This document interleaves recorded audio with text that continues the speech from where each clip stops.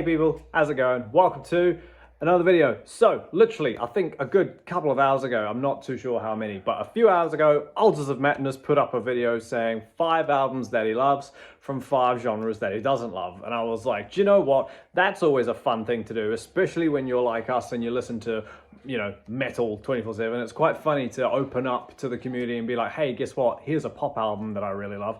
So why not break the secrecy wall and show you what my 5 albums from genres that I don't love, albums that I love. Does that make sense? Sorry, I'm rambling already. It's a big mouthful to try and flow. So yeah, whereas Altars of Madness, if you're unfamiliar, is a main channel who constantly shows off his vinyl collection. It's absolutely extensive, and he's gone for 5 like subgenres of metal that he doesn't normally listen to, as well as a few others. Whereas this one, I've just gone like purely not in metal at all. I've pretty much got 3 pop albums, 1 rap album, and a country album. So yeah, definitely genres that I don't normally delve into, apart from these ones. So let's get this up and rolling. But before we get started, let me know down below what's your most frequent genre of music, and then give me an album that definitely doesn't belong in that category, and we'll get talking about it and it will be fun. So yeah, let's just get straight into it. Coming in with the obvious one, that was my opinion. So my family listens to a whole bunch of other stuff, me being metal, my father being the Beatles, mum kind of dabbling in a lot, and my sisters being different as well. But one artist that all 5 of us can sort of vibe with is Robbie Williams. This album in particular is I think the first physical copy of an album that I ever owned. I got this as a Christmas present back in the year 2000 when it came out, and if you look closely, it's quite battered and beaten and probably wouldn't play very well if I put it in the CD player today.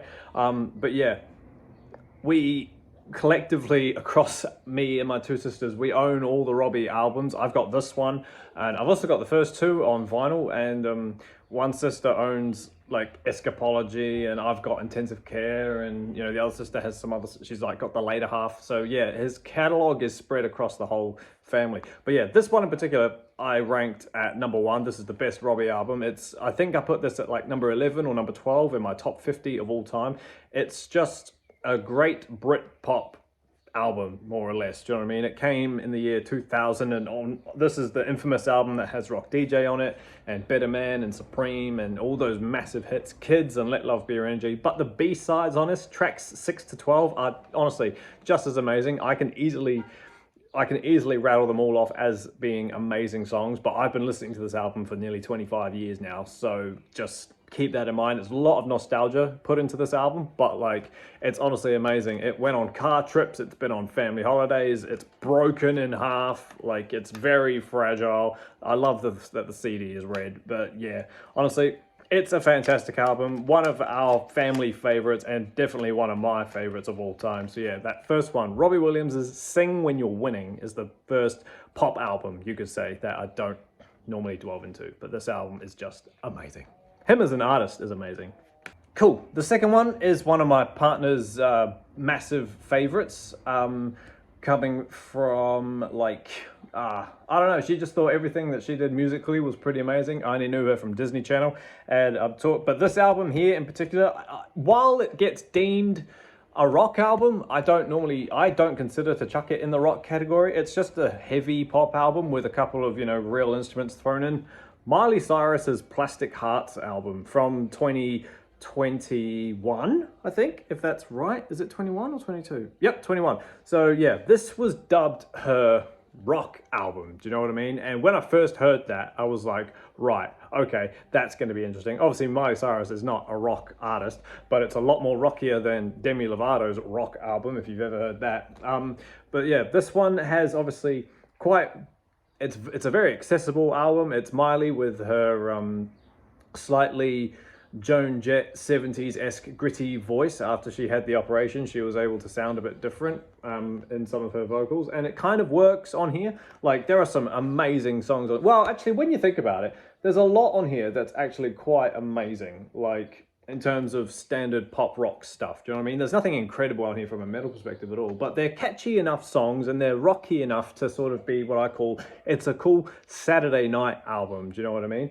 Like you can put it on and you can pretty much bop to everything. Like there's the most accessible poppiest song on here is probably Prisoner, which features Dua Lipa as well, who it's actually a fantastic song. That one's great. But yeah, What the Fuck Do I Know? Plastic Hearts, the title track, that one's cool. Angels Like You, which is the piano, like acoustic guitar ballady type song.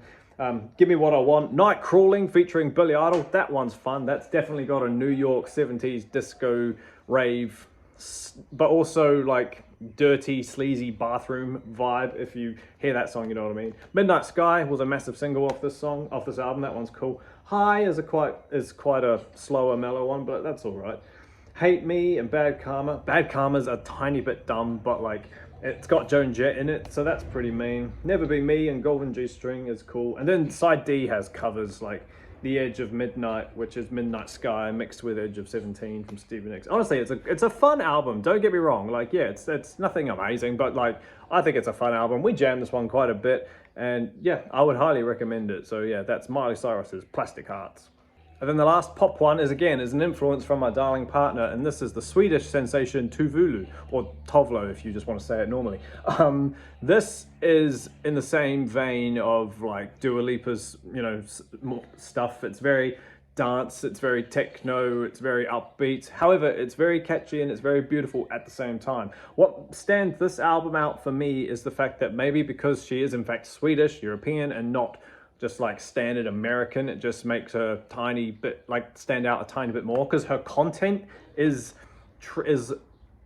weirdly honest in terms of lyrics and whatnot. She sings on this album in particular. Oh, this album is called Dirt Femme, Dirt Femme, which came out in 21. I'm pretty sure this is her most recent album, and yeah, but like it's a very honest album in terms of like what she talks about, like No One Dies From Love is the lead song, and I think it's the lead single as well. But yeah, song, which is fine.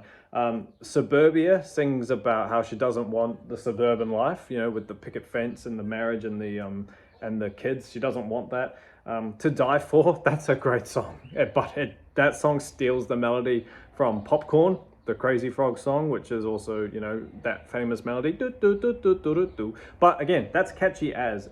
She describes that song as a nostalgic wet dream, and that makes sense. True Romance is a ballad about pretty much dying for the one you love and like just going to that full extent to do anything for that other person. She really belts on that song, and it's actually quite amazing. Grapefruit's about an eating disorder. That one's amazing. You're right, little boy. That one's awesome. Cute and Cruel, Call on Me, Attention Whore, Pineapple Slice, I'm to Blame is another like powerful acoustic ballad, and that one's great. And How Long is a great song to end on. But yeah, it's a very funky, upbeat, techno, honest album. If you're into that kind of thing, if you can handle artists like Dua Lipa, I highly recommend Tovlo, Tovelo. Go listen to it, Dirt Femme.